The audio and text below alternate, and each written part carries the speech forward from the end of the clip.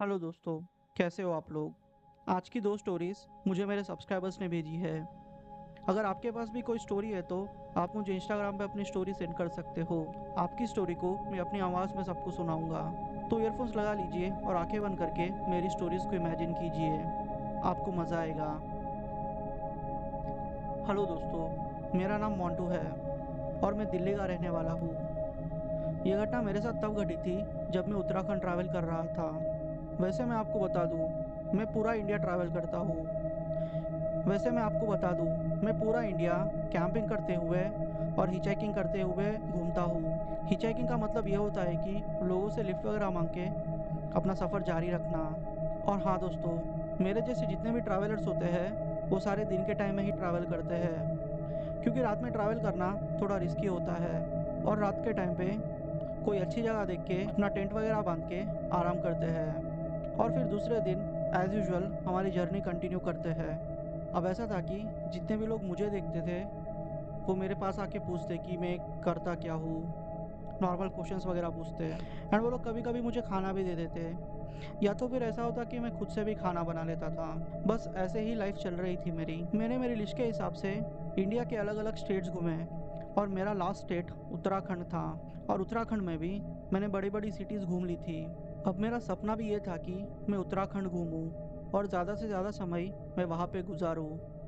वहाँ के पहाड़, वहाँ के लोग और वहाँ का वातावरण मुझे बहुत पसंद था।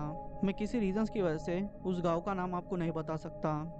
खैर, वो गांव वाले बहुत अच्छे थे। उन्होंने मुझे कहा कि उस रात के लिए मैं अपना टेंट वहाँ पे लगा सकता हूँ। मगर पता नहीं क्यों मुझे अंदर से कुछ अलग फील हो रहा था। मेरा लास्ट मोमेंट में दूसरे गांव जाके रुकने का प्लान बन गया। फिर क्या था, मैं दूसरे गांव जाने के लिए तैयारियां करने लगा। वहाँ के लोगों ने मुझे रोकने की कोशिश की और कहा कि साहब, आप इस टाइम पे दूसरे गांव में मत जाइए, और वो भी इस गांव से होते हुए। रात के टाइम पे प्लीज़ यहीं पे ही रुक जाइए। वैसे भी ये जंगली इलाका है, आपको इस टाइम पे जानवर भी मिल सकते हैं, या तो फिर कुछ ऐसी चीज़ों से सामना होगा जिसकी कल्पना आप अपनी ज़िंदगी में भी नहीं कर सकते। सच बोलूँ तो मुझे इस बात पे हंसी आ गई। पहले तो मैं एक ट्रैवलर हूँ और इतने सालों में मैंने ऐसी कोई भी चीज़ एक्सपीरियंस नहीं की जिनकी बातें ये लोग कर रहे थे। तो फिर मैं ये लोग की बात कैसे मान लूँ। फिर मैंने सोच लिया कि चाहे कुछ भी हो जाए, मैं इस गांव से निकल के ही रहूँगा। वहाँ गांव में एक भाई थे, उन्होंने मुझे कहा कि वो मुझे रोड तक छोड़ने आएंगे। मैंने भी फिर उनको हाँ कह दिया। तकरीबन आधा घंटा 40 मिनट के बाद सफ़र करते हुए हम लोग रोड तक पहुँचे। फिर उन्होंने मुझे जाते हुए एक चीज़ कही, किसी भी चीज़ को आप देखो तो उस पर आप भरोसा मत करना। यहाँ पे कुछ ऐसी भी चीज़ें दिखती है जो कि रियलिटी में होती भी नहीं। अब पता नहीं क्यों मुझे इस बात पे भी भरोसा नहीं हुआ। मैंने वो चीज़ को इग्नोर किया। फिर उनको अलविदा कह के थोड़ा आगे बढ़ने लगा। थोड़ा आगे जाके रोड के पास में रुक गया।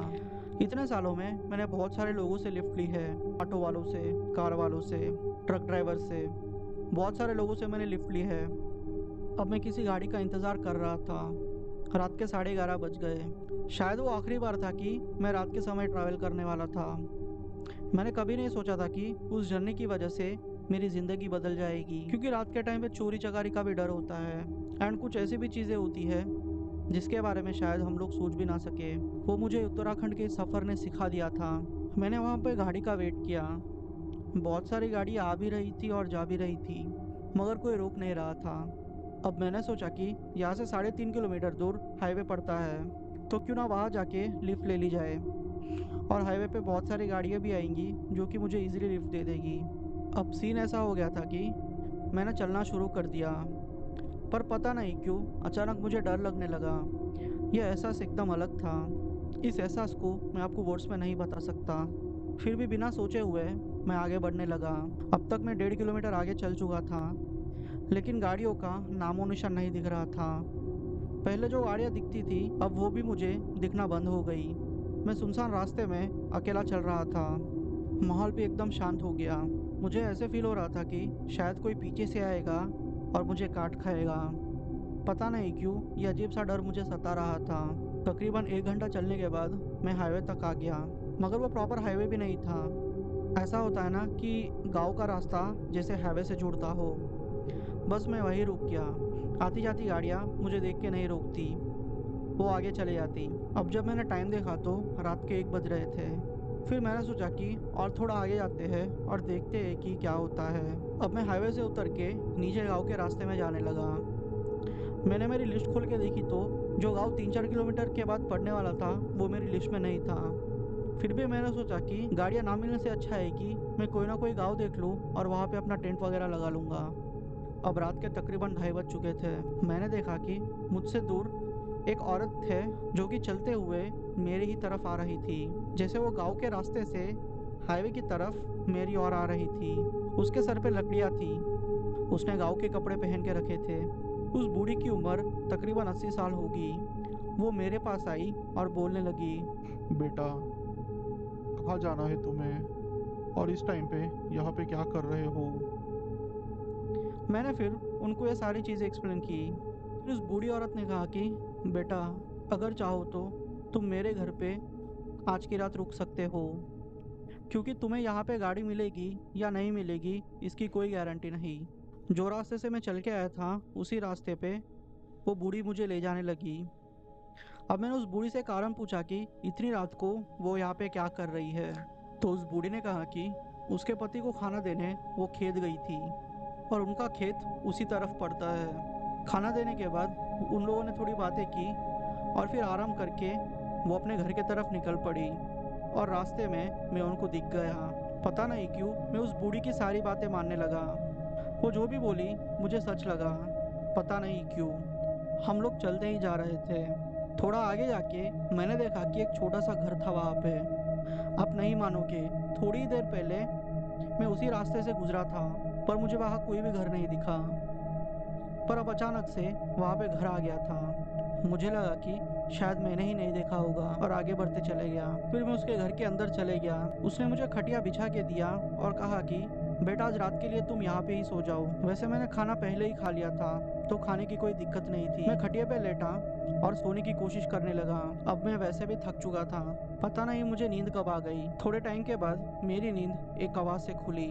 जब मैंने टाइम देखा तो रात के 4:30 बज रहे थे। मेरे सामने कोई औरत खड़ी हुई थी।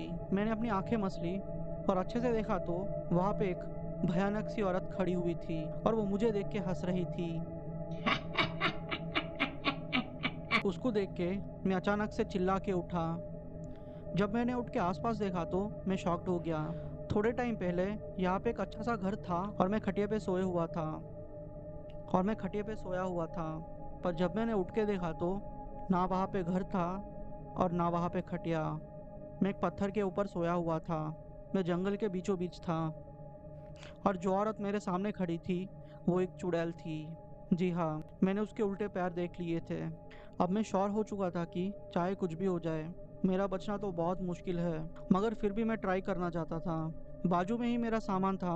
मैंने अपना सामान लिया और भागने की कोशिश करने लगा, पर उस औरत ने मेरा पैर पकड़ लिया, जिससे मैं बैलेंस खोते हुए नीचे गिर गया।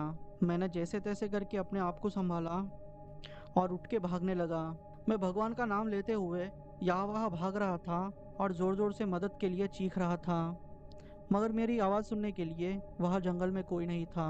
मुझे समझ में ही नहीं आ रहा था कि मैं कौन से डायरेक्शंस में भाग रहा हूँ, मगर मैं कुछ भी करके यहाँ से एस्केप होना चाहता था। मैंने शिव जी का नाम लिया और एक ही डायरेक्शन में भागने लगा। वो औरत भी मेरे पीछे भाग रही थी, या तो फिर आप यूँ भी कह सकते हो कि वो औरत उड़ते हुए मेरे ही तरफ आ रही थी, क्योंकि उसके पैर ज़मीन पे नहीं थे। मैं प्रोसेस ही नहीं कर पा रहा था कि ये सारी चीज़ें मेरे साथ क्या हो रही है, क्योंकि मैंने इतने सालों में ये सब कुछ एक्सपीरियंस नहीं किया था। ये मेरे लिए एकदम से नया एक्सपीरियंस था, क्योंकि ये सारी चीज़ों के बारे में आप बस किताबों में सुनते हो या तो फिर कोई बड़ा इस बारे में बात करता है। खुद के साथ घटना घटना एकदम से अलग एक्सपीरियंस होता है। मैं इतना डर गया था कि उस डर की कोई सीमा नहीं थी। मैं बस एक ही डायरेक्शन में भागते चले गया, पर शायद भगवान की कृपा थी मेरे पे। मैं जैसे तैसे करके रोड तक पहुंचा। रोड पे आने के बाद मैं नीचे गिर गया। उस चुड़ैल ने मुझे देखा और हंसने लगी और वो बोली। इस बार तो तू बच गया है, अगली बार मारा जाएगा। और सामने से एक कार आ रही थी। अब मैं इस मौके को गवा देना नहीं चाहता था, इसलिए उस कार के सामने आके मैंने उसको रोकने का इशारा किया। गनीमत यह थी कि उस कार वाले ने भी टाइम पे गाड़ी रोक दी थी। उस गाड़ी में से एक सरदार जी बाहर निकले और मुझे संभालने लगे। मैंने अपने आप को संभाला और उनको ये सारी चीज़ एक्सप्लेन की। अब पता नहीं क्यों उन्होंने भी मेरी बात एक ही झटके में मान ली। उन्होंने फिर मुझे गाड़ी में बिठाया और हम लोग वहाँ से निकल गए। पर पता नहीं क्यों जैसे ही हम लोग गाड़ी में बैठे और वहाँ से आगे निकलने लगे, वो सरदार जी पता नहीं कोई मंत्र पढ़ रहे थे। जब तक हम लोग पब्लिक एरिया में नहीं पहुँचे तब तक वो पता नहीं कुछ ना कुछ मंत्र पढ़ रहे थे। थोड़ा सामने जाके वहाँ पे एक ढाबा आया। फिर उस सरदार जी ने मुझे वहाँ पे उतार दिया और बोला कि पाजी, जिस औरत की आप बात कर रहे थे वही औरत हमारे पीछे पड़ गई थी। वो मेरे कार के शीशे के पास आके जोर जोर से चिल्ला रही थी। शायद आपको वो नहीं दिखी होगी, इसीलिए मैं गुरुजी का अरदास कर रहा था, क्योंकि वो उड़ते हुए या तो कभी गाड़ी के पीछे रहती या तो ड्राइवर सीट के पास शीशे के पास आ जाती। मैं डर गया था पाजी, इसलिए मैं अरदास करने लगा। अब वैसे भी दिन निकल गया था, सुबह के 6:30 बज गए। अब मैं तुरंत ही अपने घर दिल्ली चले गया, क्योंकि मैं इतना डर चुका था कि मैं आपको बता भी नहीं सकता। अब सिचुएशन ऐसी आ गई थी कि मैं अपनी मम्मी की आवाज़ से भी डरता, मैं सायों से भी डरने लगा। मुझे समझ में नहीं आ रहा था कि मैं इस सिचुएशन से बाहर कब निकलूंगा और कैसे निकलूंगा। उस दिन से मुझे हर रात उस औरत के सपने आते हैं, और वो सपने में अगर मुझे कहीं पे काट लेती थी और मैं सुबह में उठ के देखता तो वो जख्म सही में रहते थे। मेरे मम्मी पापा ने मुझे बहुत सारे बाबाओं के पास दिखाया, मगर कोई फ़ायदा नहीं हुआ उसका। उस रात ने मेरी सारी ज़िंदगी बदल दी। पता नहीं मैं इस नर्क से कब बाहर निकलूंगा। मेरा नाम विनोद है और मैं जम्मू कश्मीर के एक छोटे से गांव का रहने वाला हूँ। ये घटना तब घटी थी जब मैं शराब पी के अपने घर गया था। मेरे मम्मी पापा को मेरा शराब पीना बिल्कुल पसंद नहीं था। वैसे मेरी उम्र 42 साल की है, मेरे बीवी बच्चे हैं, उनको भी मेरा शराब पीना पसंद नहीं था। उस दिन रात के 12 बज चुके थे और मैं घर पे शराब पी के आया था। मैं एकदम होश में तो था, पर पता नहीं मैं क्या बड़बड़ा रहा था। मैं अपने बीवी बच्चों को गालियां देने लगा। मैंने मेरी बीवी को 2 थप्पड़ मारी और मेरे बच्चों को भी मारा। ये सारा सीन मेरे पापा देख रहे थे। उन्होंने मुझे 2-3 थप्पड़े मारी और मुझे घर के बाहर निकाल दिया और बोला कि आज के बाद इस घर में मत आना, तू निकल जा यहाँ से। और मैंने भी पी रखी थी, तो बिना कुछ ज़्यादा सोचे मैं घर के बाहर निकल गया। अब ये हमेशा की आदत थी मेरी, पी के आता था, लड़ाई वगैरह करता था और घर के बाहर मुझे निकाल देते थे। ये रूटीन बन चुका था मेरे लिए। मेरी एक बुरी आदत थी, जब भी मैं शराब पीता तो मैं रोड के आसपास घूमते रहता और वहाँ से 2-3 किलोमीटर दूर हमारे खेत थे। फिर मैंने सोचा कि क्यों ना खेत चले जाऊँ और वहाँ पे मैं सो जाऊँगा आज रात, और दूसरे दिन मेरे घर वालों के पास जाके माफ़ी वगैरह मांग लूँगा और वो लोग मान भी जाएंगे। आखिर मैं हूँ उनका बेटा, मना लूँगा तो मान जाएंगे। बस यही फीलिंग के साथ मैं खेत के तरफ निकल पड़ा। तो ऐसा था कि हाईवे के रोड से उतर के मुझे खेतों की तरफ जाना था। मैं थोड़ा आगे बढ़ने लगा और मैंने वहाँ पे देखा कि वहाँ पे एक स्टॉप जैसा है जहाँ पे एक औरत बैठी हुई थी। अब मुझे कुछ अजीब लगा, क्योंकि इस टाइम पे एक औरत का वहाँ पे बैठना एकदम से अजीब था। उस औरत ने लाल कलर के कपड़े पहने हुए थे। अगर सच बताऊँ तो मेरी नीयत खराब हो गई थी। अब मैं कुछ भी करके उस औरत को पाना चाहता था। मैंने सोचा कि इस औरत से मज़े कर लूँगा और किसी को भी पता नहीं चलेगा। मुझे पता था कि ये मेरी सोच गलत है, पर पता नहीं मुझे उस टाइम पे क्या हो गया था। मैं बस कुछ भी करके उस औरत को पाना चाहता था। मैं उस औरत के पास गया और बोला कि आप यहाँ पे क्या कर रही हो बहन जी। उस औरत ने कहा कि वो शादी से भागकर आई है। उसके माँ बाप के खिलाफ जाके वो मंडप छोड़ के शादी से भाग के यहाँ पे आ गई है और उसको दूसरे गांव जाना है। वैसे उसके पास रहने के लिए तो कोई जगह नहीं, फिर भी वो कुछ ना कुछ करके अपना गुजारा कर लेगी। अब मैं भी इतना मूर्ख था कि लालच में आके मैंने उसकी सारी बातें मान ली और मैंने उसको कहा कि थोड़ा आगे 2 किलोमीटर जाके मेरे खेत पड़ते हैं, अगर आप चाहो तो हम लोग वहाँ पे रह सकते हैं, या तो फिर आप मेरे घर भी आ सकते हो, मुझे कोई प्रॉब्लम नहीं।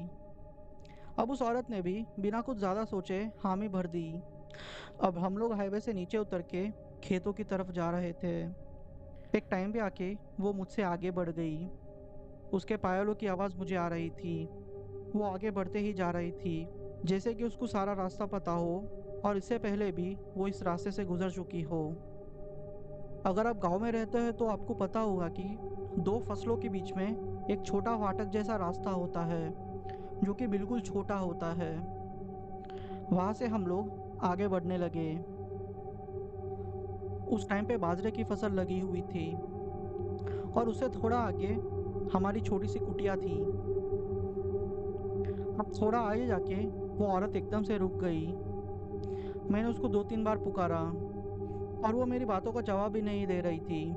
मैंने सोचा कि उसके कंधे पे हाथ रखता हूँ और उसका चेहरा देखने की कोशिश करूँगा। जब मैंने उसके कंधे पे हाथ रखा तो मुझे पता नहीं कुछ अजीब सी फीलिंग आई। मुझे उसका कंधा फील ही नहीं हो रहा था, जैसे कि वहाँ पे मांस ना हो, ना कोई हड्डी। उसने अचानक से अपना घूंघट उतारा।